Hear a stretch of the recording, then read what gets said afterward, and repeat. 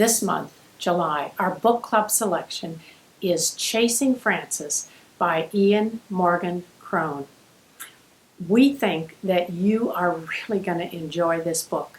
It's a novel, and it is the story of a pastor of a megachurch who really went into being a pastor of a church because he loved God. And he's at a place in his pastoring where he thinks he's lost his faith. And he's a part of the American dream.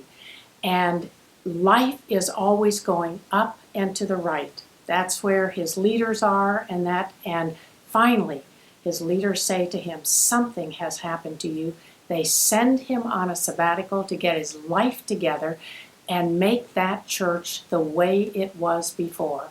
And he responds to an uncle in Italy who is a Catholic priest to come and join him for this sabbatical and do the pilgrimage of St. Francis of Assisi. And so he goes to the sites that St. Francis went himself and begins to ask the questions of his faith. And he begins to refine what it was that actually started him in the business of starting a church. And I want to read you a quote by an Eric Metaxas. If your heart longs for God, but you have questions and have found aspects of your church experience, so it doesn't matter who you are in the church, to be less than the real thing, welcome to the club.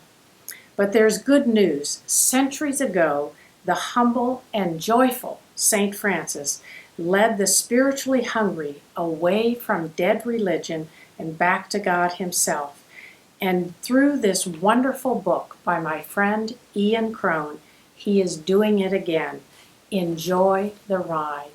And I think that really says what we want to talk about, and places where we ourselves have gone through questions and doubt. How do we refine our life with God? And this book just helps us pose those questions. We don't have to agree on everything. It's not a theological book. It's a novel. But I think it will help us address what is in us to one another. So I hope you'll join us. Looking forward to seeing you.